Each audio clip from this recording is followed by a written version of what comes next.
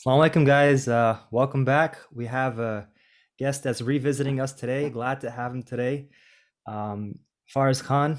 He was bachelor's in kinesiology, I think, and then also Yeah, currently an athletic trainer. So knows how the body functions, the movements of the body, and also with his athletic training experience, can talk a lot about maybe the positives and what we're going to go over today, basically. And to start out. I think today's episode, me and Ruffy discussed with Faris as well to talk about more about fasting in Ramadan and especially for our troubles and challenges that we come through with this routine that we have of working out every day. We don't want to stop for a full month. So ways around it that could help adjust to our schedule. So Faris, if you could just talk a little bit about how's everything going with you? yeah, alhamdulillah, I'm good. I mean, it's a pleasure being back on this podcast. And no, it really means a lot, especially today, talking about a topic that, I honestly, I love Ramadan. It's my favorite time of the year.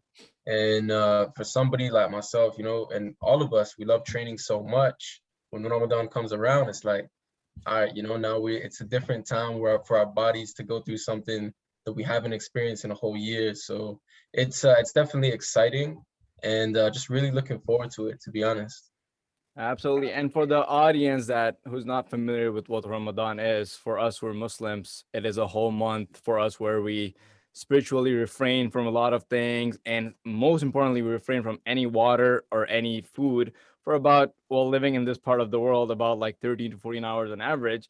And I know that that's what makes it different from other types of fasting, because let's say if people are intermittent fasting, right, and that's where we're going to get into, is that they can drink coffee, they can drink water, and it doesn't break their intermittent fast. So this should give some context on what Ramadan is. So Faraz Khan, could you let us know that how how much of an impact does it make when you're in the process of, let's say, dieting, like working out, when you're intermittent fasting? Like what are the benefits, and what have you seen that it changes for a person when it comes to fasting, fasted workouts, or anything of that sort? So intermittent fasting and fasting for Ramadan, although they are quite different, like you'd mentioned, intermittent fasting, you're able to drink at least water and coffee, but some of the benefits are actually quite similar. One benefit or the biggest benefit of why a lot of people do fasting, whether it's intermittent fasting, is mainly due to fat loss. It's the fat burning effect that intermittent fasting brings is something that is, kind of almost like a cheat code when it comes to trying to get a better body. Because also one thing that fasting that does happen to our bodies is it releases more growth hormone. So there's been studies that show that when your body's in a fasted state, growth hormone is released about 5 times higher, and that's gonna lead to more fat loss and preserving lean muscle as well as building muscle. And so the obvious result of losing fat and building muscle is gonna be a better looking body. And so that's one thing that is truly in common when it comes to intermittent fasting and fasting for Ramadan. And probably the biggest difference is just the fact that we can't drink anything. So just feeling a little bit more thirsty, maybe a little bit more, and less energy. But overall, the benefits are really there. Mhm. That's And then awesome. And just to quickly add on to that point, is that intermittent fasting, as we discussed, people can choose their window, correct? It's like 6 hours, 8 hours, 10 hours, whatever it is.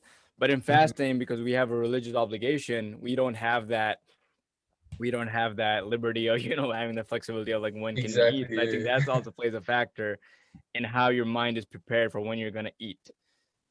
Yeah, exactly. And that's the beauty as well with Ramadan is that no matter where you are in the world, some places of the world it could be like 12 hours, other places are like 18, 19 hours, but we get that power and we get that energy, from Allah subhanahu wa ta'ala, but also it's a different type of dedication and discipline that, forces us to be able to go through those long fasts. And I think that's even one of the, of course, there's so many spiritual books going versus intermittent fasting. You're like, why don't I sneak a little this here and there? You know what I'm saying? It's a different type of discipline. But like I said, I mean, they're both super beneficial. right. And then, so before we dive into Ramadan fasting specifically and you know, how your schedule changes. Outside of Ramadan, Faris, have you yourself done fasted cardio and workouts, and do you think they're beneficial? So personally, I never do fasted workouts. I mean, during Ramadan, I'll do a couple fasted workouts just because I get my body accustomed to it. But no, I don't do any fasted workouts throughout the year. Mhm. And there are benefits. There are benefits to it, but it's definitely not for everyone, you know, because it depending on how long you've been fasting, you got to keep in mind that if it's been, you know, let's say 12 hours since you've had anything, then your water levels or your blood sugar levels are going to be a bit lower. And so that's going to cause you to not have as much energy. And so depending on what you're doing, it may not be the smartest thing. But if you're doing like fasted cardio, for example, that's very beneficial. I mean, that's been shown to have a lot of great fat burning effects. But if you're doing like a fasted weightlifting workout, you might not be able to push yourself as much. Gotcha. And then something I just saw today on Instagram was Dwayne Johnson, The Rock, is getting ready for a new role in some movie he's playing or playing a role in. He just woke up in the morning, didn't eat anything, went straight to his cardio. Would you consider that fasted cardio as well? Because like sometimes people don't eat for like Ruffy said, they have a window. So maybe they don't eat till 2 p.m. and they wake up at like 8 or 9 a.m. Would you think it's the same as soon as you wake up, you do your cardio and then you eat? Like, do you get the same, you know, I don't know if you know what I'm trying to say, like, or Yeah, no, I do know yeah. exactly what you're saying, and that is considered fasted cardio because you got to remember when you go to sleep. I mean, we're sleeping for let's say average 8 hours.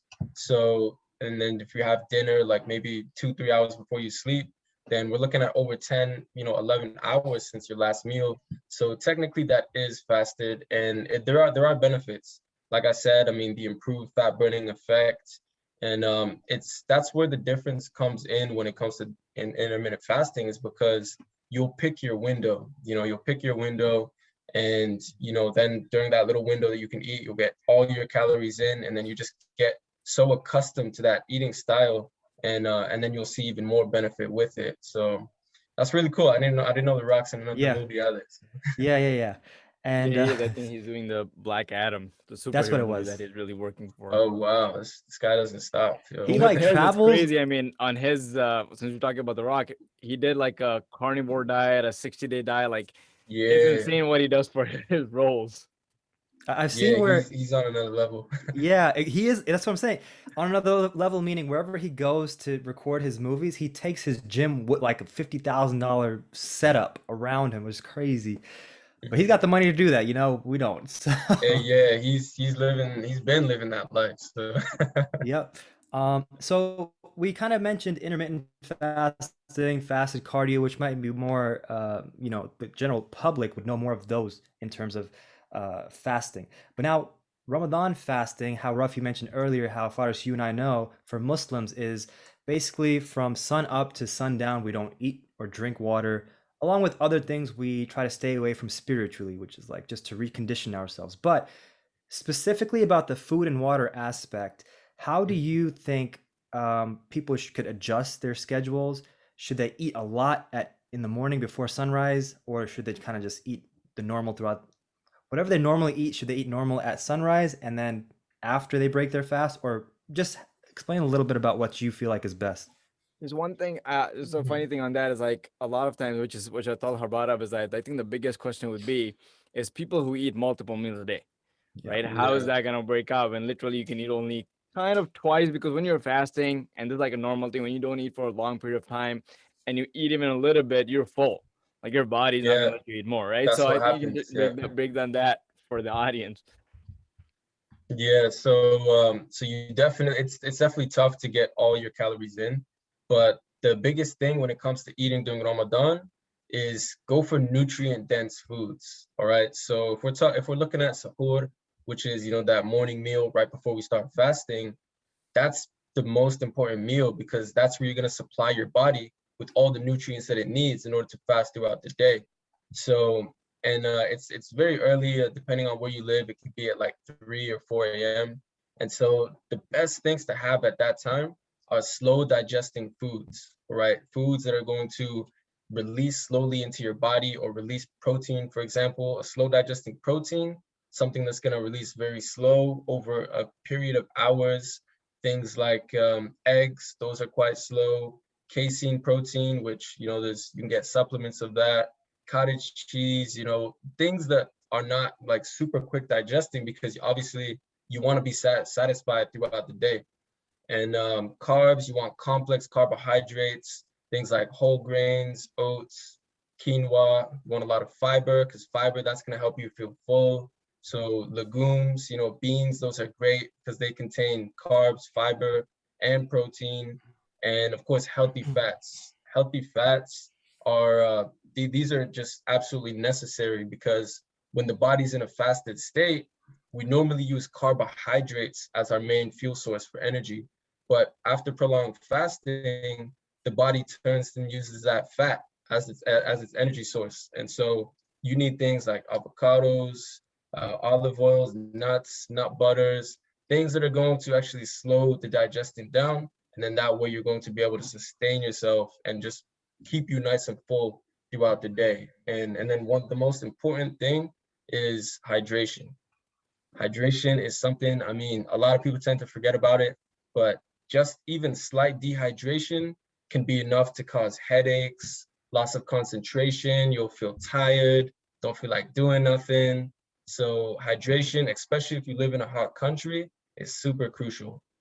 And Gotcha. it's Let me. funny that I think you've seen this a lot too, especially in like our Muslim community and circles. Like, there's always jokes about water. You know, people chugging down water like it's insane. Like that's like the last 2 minutes Yeah. left before the window closes, and they're like chugging down water. And I remember that one time I was doing that, and my dad goes like, "You realize you're not like a camel. You know, you're not gonna throw that Yeah. water. The Don't one be you're drinking drinking it. like You a gotta be camel, right? hydrated in the right way." And going back to like the nutrient dense foods you were talking about, Faris, I just wanted to kind of give an example of what I used to do as a beginner and trying to not lose my gains per se. And have you rate it maybe for whoever's listening, and if they want to use it as an example, if it is a good meal, maybe they can implement it as well. So at Sahur, like you mentioned, the first meal that we eat before we start our fast, I would wake up at like 4 in the morning. I would make, my mom would actually make me a homemade bread. It's called like roti that we eat and with butter on it. So that was my carbs with it. And then I would make a 5 egg omelet, roll it up, kind of eat that alongside a wheat bagel with peanut butter for healthy fats, depending on the peanut butter as well, and then just a glass of orange juice just for the taste and flavor of it. And then once that was done, since shakes are easier to, get down, I would make a shake. 1 scoop of protein, half a glass of or a cup of milk, berries, spinach. That was my whole thing. I think that consisted of like 1,500 calories. So with all that mentioned, would that be considered a good meal, an average meal, or a really good meal, or a really bad meal? I think it's all right. You know, it's definitely Oh, not dang. bad. You know what I'm saying? It's I Okay. mean, it could be better, you know, but it's overall, I mean, you had all the key nutrients that you need. I mean, you had your carbs with the bread. Hopefully it's like a whole grain, you know what I'm saying? It's you had the protein with the eggs, you had the healthy fats. So obviously, you know, you had the key nutrients, but it depends. Like, was the butters too salty? Was the bread very salty? You know, you don't want to have too much salt in sahur, because that's gonna make you feel thirsty, you know. And you also don't want to have too many simple carbohydrates, things like, you know, pastries, croissants, donuts. I mean, they're tasty, but it's only gonna keep you satisfied for like 2 3 hours, and you're just gonna get hungry again. Mhm. Okay. I Man, guess I failed on the Forest scale. Sorry, Forest. Hey, it wasn't a fair. I mean, I'm not saying it was very good, but it was. I mean, it's decent, you know. All right, I'll so take only if that. you could go back in time, you know. Yeah, Just true, move true. forward, No, that's man. definitely something I think, as Talha mentioned, right? There's also been going on a trend that fasting is one of the best ways to lose weight. Like, I've seen a couple guys, forgetting their names, but like they've done, like they recorded themselves fasting for like 2 3 days, you know, on just like liquids and fluids, and they went down like drastically. So is that something you would say that, I mean, of course it wasn't the best and the healthy way, but it kind of like provided them other health benefits, you know? So is that something you would say that when people go in that state, something that people should do if it's like a last resort, or like they just want to try it out? I mean, it's like you said it, man. It's not the healthiest. You know, 2 3 days with only water and no actual nutrients, I mean, it's the body, there's things that the body just absolutely needs for it to function properly, you know? And they must have been losing all kinds of muscle as well, because without any protein, you're not preserving anything, you know what I'm saying? So you know, I mean, I wouldn't recommend it personally, but if somebody wants to try it, you know, document it, they'll probably lose a ton of weight, but you know, how they feel might, nobody might know that, you know? Mm-hmm. But definitely, I think that's a very good point that you bring up, because even these guys who did it, they're like, it helped me. And I think it's usually like when we see a lot of combat sports, UFC, boxer, like when they want to Yeah. like drastically cut the weight, that's when they go into that stage of like the last 2, 3 days of like no water, nothing whatsoever. But again, it depends on the goals, which brings me to the discussion. Now, me personally, I think Ramadan is probably the best time for anyone to lose weight, because naturally, even no matter how much effort you put in, that is eventually what happens if you're not too much up to date with your food and your calories, because as you mentioned, it's difficult to take calories in. Now, what would you say in your experience? How has it been? Has it been easier for people to bulk, easier for people to maintain, or has it been like easier for people to like drop the weight down and like use that 1 month to get the best shape that they can? Yeah, I think definitely don't try to bulk. You know, one thing during Ramadan is that we got to set realistic goals for ourselves, you know, realistic understanding that we're going to be busier, you know, we're going to spend more time praying, going to spend time going to the masjid, spend time with family, you know, and doing other things. And obviously, we're going to be eating less, drinking less, and a lot of times too, we're sleeping less. So, you know, that being said, you got to have a realistic goal that it's not going to be difficult for you to reach. So if you're trying to gain 5 pounds of muscle, you know, things like that, it's just not realistic. You know, I would say go on a slight weight cut, or just to maintain, you know, your strength and power, and, you know, improve the way your body looks. You know, that's more realistic. And it's really just, you know, understanding the demands. You know, somebody who sets some unrealistic goals, they might not understand the demands what Ramadan has. So I want to add on to that real quick. I know a lot of people think about the physical goals and what the body needs nutrients basically to grow and make that uh, the step forward in terms of like gains or whatever it is. But at the same time, for Ramadan, me personally, um, I noticed mentally you get that step up. Like, hey man, like I'm not eating the same, and you have all these things holding you back. But once you put your focus in there, on a mental level, you're a whole steps above. And later you realize maybe that food I was eating is not, it is important, but mentally I need to be there more than that food or nutrients that I have. Obviously you need that, but you're stronger than you think you are. And you realize that in Ramadan, when you don't have that food or water and you got to push through these so-called minor struggles, I guess you would call it. Because me and Rafi, we work in a nonprofit organization. So bring that in here. People got real struggles out there. This I don't consider a struggle, yeah, It but no, is. of course. um, just the food and water aspect, you realize, man, maybe I can accomplish a lot more in terms of gains and knowing my body even better now that I don't need that stuff. I just need to focus even more. Just a personal Yeah, thing for myself. no, absolutely. I mean, it builds so much discipline, you know, so much self-control, because, you know, let's be real, you know, we're blessed, and you know, we're fasting, but we have a fridge in our house, so at any moment we could get in there and open something, you know, but it's the discipline and, you know, the why we're fasting that keeps us from doing that. And from a mental aspect, I mean, there's so many great benefits. So Hmm. that's a great point. Right. Now, I know we talked like about the whole nutrition aspect, and I think uh we just figured out that how what's the best way for people to absorb nutrient dense food so they don't dehydrate, they don't pass out, and they can Mhm. keep the energy level. Because I mean, again, we just know that being in a fasted state, it's very difficult to focus. Your mind is drowsy, Yeah. your lack of sleep and everything. Now, what would you say is the best time to work out? This is like the juicy part of Ramadan is when people are like, oh, when do I work out? Is it before suhoor, Yeah. after iftar? And I think and one thing I can definitely say from my experience, like past year, usually pre-COVID, what I would usually do is like I would try to work out like, and in Ramadan, surprisingly, the workouts are shorter because your body doesn't have energy. So in my mind, Yeah. I'm already like, okay, I'm already eating less. So I can completely skip the cardio part. So now I'm only focused on quick 45 minutes to an hour weightlifting before iftar, go eat my protein, whatever it is, and be done.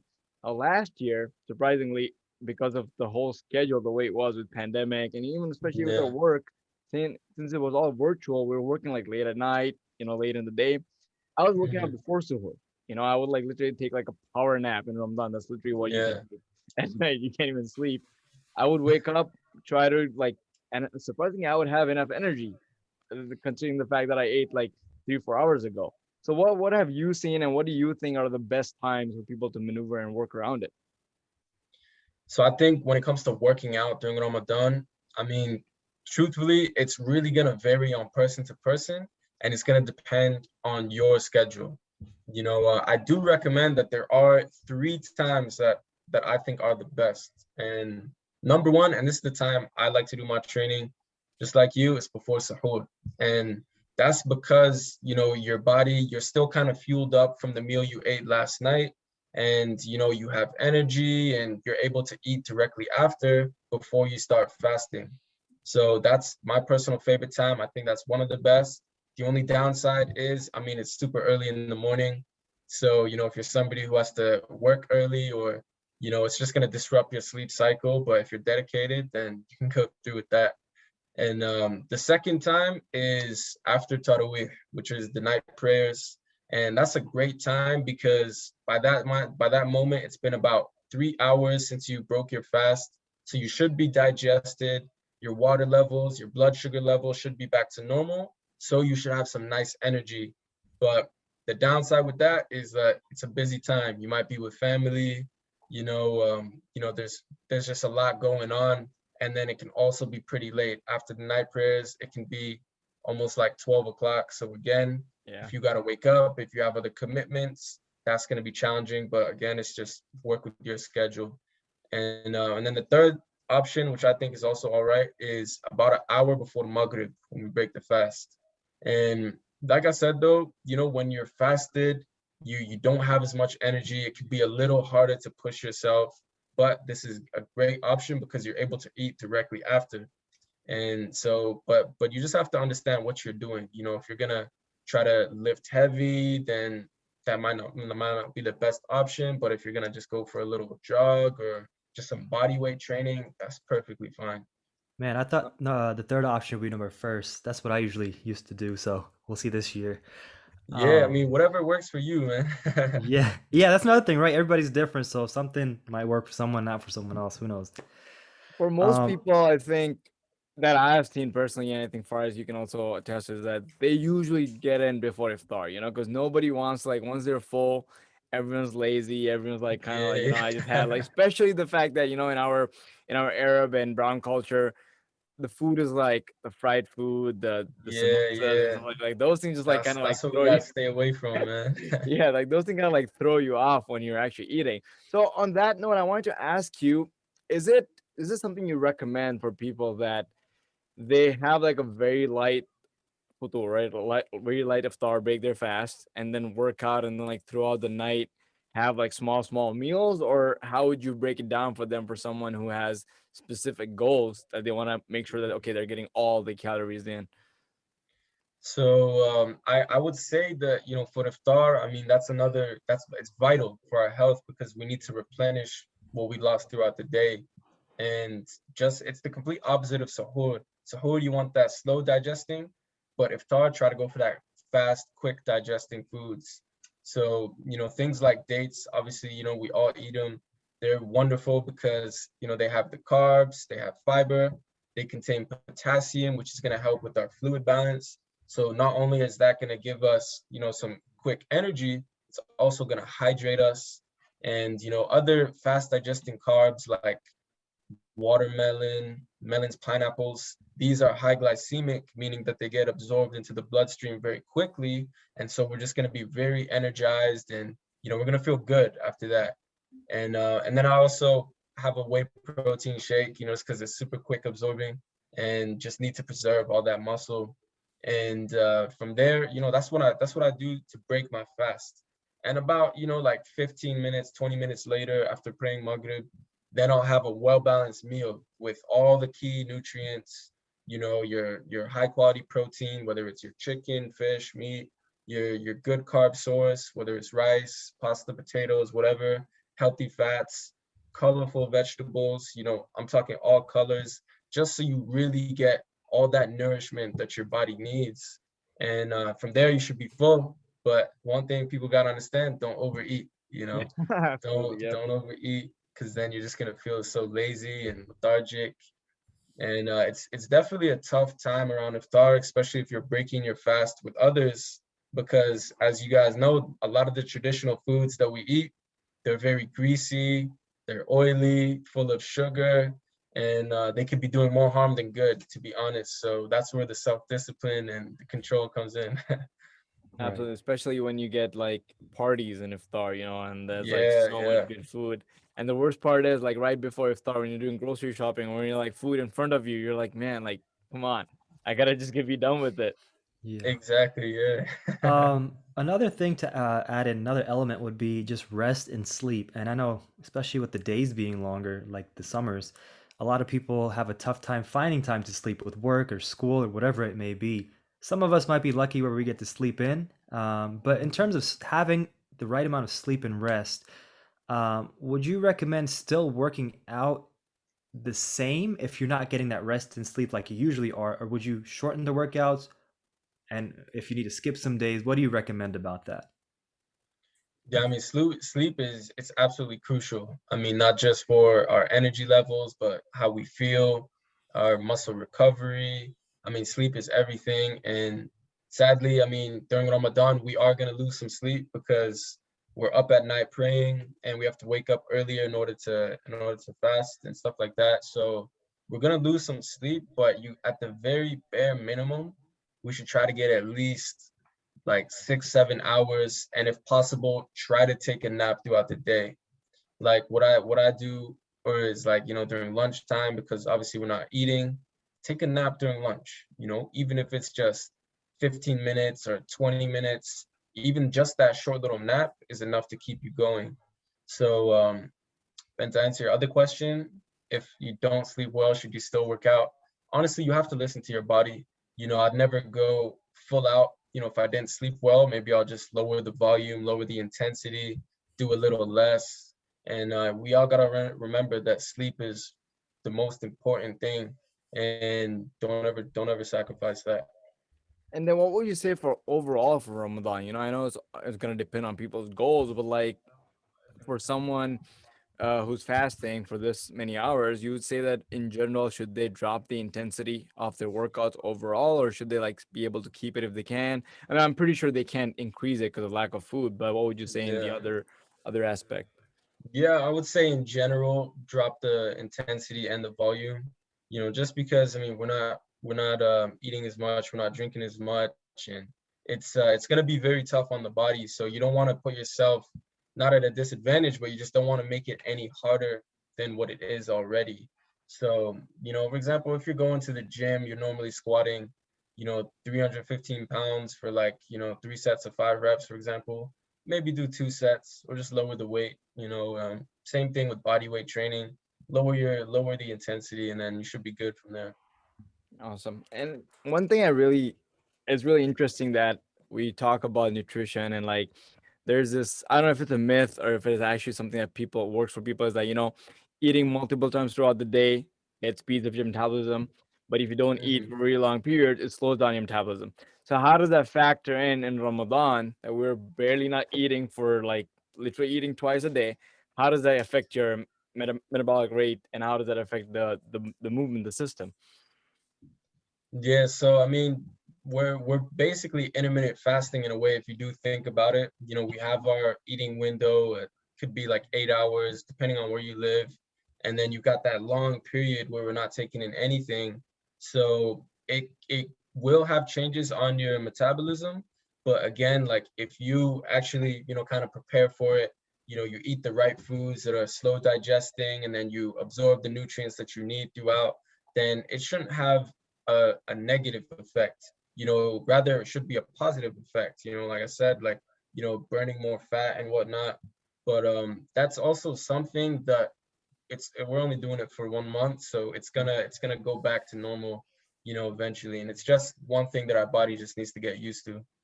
And that's amazing. It's just your body, and it makes your body feel so good after. Like, so if someone in the audience listening, if they have not tried any kind of fasting, if you're not a Muslim, of course, outside of Ramadan, please try fasting because it does have a lot of benefits, and then we, especially as a Mhm. Muslims, I think we also fast throughout the year. There's like different days that we do, we have the Mondays and Thursdays and those kind of things that kind of like help us Mhm. as well. So Yeah, yeah. that's a good, really something to experiment and check for yourself. Now I know, Faris Khan, when we were scheduling this podcast with you, you were busy, you were working on your Ramadan workout, which I'm assuming is going to come out soon. You want to Yeah. shed some light on it, that how can people benefit from it, what does it entail? And I really wanted you to touch a little bit on you have a mental training part in there for Ramadan, so could you please? Yeah, yeah. So yeah, I've been working on that for a while now, and it should, inshallah, be out tomorrow. So I have it literally right in front of me, just putting on the last touches, and so it's really exciting. And what it entails essentially is it's a workout program. It's 100% home based with zero equipment required, and for all levels, there's different levels for every exercise, and then also a full nutritional guide that's specifically tailored to Ramadan. So know exactly what you need to eat, when you're allowed to eat, what to avoid, and just everything you need to know when it comes to maximizing the benefits during Ramadan. And the mental training, that's honestly my favorite part, is because it really goes hand in hand with Ramadan. Because during Ramadan already we're devoting more time to strengthening our faith, to getting closer to God, and that alone will have a positive impact on our mental health. So it's gonna nicely tie in with a lot of the psychological skills and the training methods that are used within that program. And it's just that's why I'm looking forward to it the most, because like I'm really just gonna work on completely different aspects of what I normally do throughout the year, and just being able to benefit a lot of other people and to inspire others with it. That's the main thing. Man, I'm really excited about it. Like I saw you doing this little bit of sneak peek of it, and that's really cool. I'm actually excited about it. So really Yeah, hope that no, it goes it's well for should you. be yeah, it should be out tomorrow. And one other fact about it too is, because Ramadan, it's about giving as well. So a portion of everything that's collected will go to charity, and that's something I'm gonna mention to everybody. Just so it's not only something that you can learn from, but something you can also kind of do a good deed for as well. That's really amazing, and I think a lot of people, and I really hope I'm gonna push it in my circles as well, that people should hop onto it, not because of the fact that it's the charity aspect in it, but also like there's nothing better than like benefiting yourself and at the same time having an opportunity to benefit others. So that's really Yeah, amazing. Thank absolutely. you for that. Now, before we close out, Brother Faris, some tips and advice that you want to give to people. Let's say this is their first year getting to fitness, starting January. We had that New Year's Mhm. resolution, they're going strong, but boom, now Ramadan in the year. Now they have all these struggles, and I know we covered them, but Mhm. for them, it's gonna be like, oh man, how do I do this? Even the stuff that we just discussed, for a lot of people, is gonna be overwhelming. They're like, oh, how do I do it? I've never done this before. What are some tips you would give for these people to like be able to maintain their health, their fitness, and get through this month, inshallah? Yeah, it's really just one, don't try to overdo anything, and I think it's very important to understand that the human body works in some incredible ways. Even, if we take a full month and do low intensity, don't go to the gym, just do a couple things in the house, you're not gonna lose what you think you will. I think that's a tough thing for people to swallow and to understand, is that, a lot of people that have the mentality, I must do it daily, daily, daily, I must go hard every single day. But it's not the case. There's a thing called muscle memory, and you take some time off, you literally get right back into it once it finishes. So I would say just really go at your own pace, set realistic goals for yourself. If you were used to training 5 days a week at the gym, maybe aim for 3 days. It's really not gonna be of a detriment to you. And just remember the true benefit and the reason of what Ramadan really is. That's something that we don't want to get kind of lost in as well. We want to get closer to God, and we want to build discipline, and that's the main goals we can really look at. and just have, you know, the fitness aspect. If you love it so much, then you'll find a way to get it done regardless. So No, definitely, definitely. And then one thing just came to my mind, and I just realized this from the what was the last World Cup? 2018, right? The 2018 World Cup. You had the Egypt national team playing in, and then they came during the month of Ramadan. So yeah. just if you want to share, because I know with your athletic background, this is something that definitely we would love for you to share with us. That how Hmm. does that work with a lot of athletes playing in a fasted state? You know, people play sports like cricket, Muslims who are basketball players and soccer, Yeah. Mohammed Salah and like the entire Egyptian team. How does that work? You know, like with that level of intensity, you know, their glycogen cells are like if they're depleted, they don't have water. Yeah. What do you think is in that state that works for them?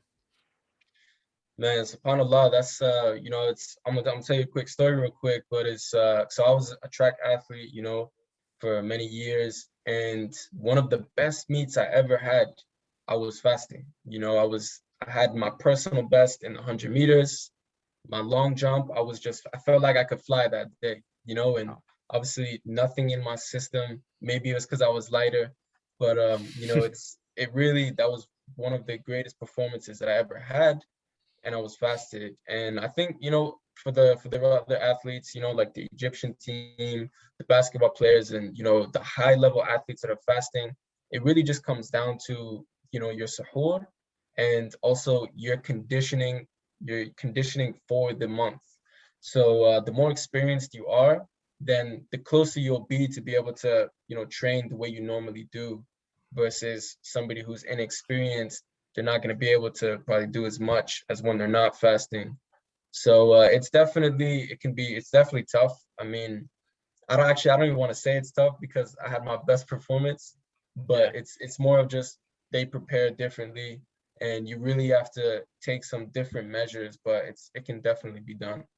That's amazing. Now I know last time you were on with us, there's this like two questions that we didn't get a chance to ask you, so I'm gonna put it out there for you. Mhm. Is that one person that you would want to work out with, dead or alive? Oh man, that's a tough one.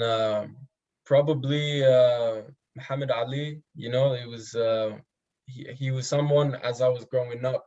He was like the first athlete I knew. I didn't really know many athletes. He was one of the first I knew, and just, you know, what he brought to the table, his work ethic, and then obviously, you know, his principles.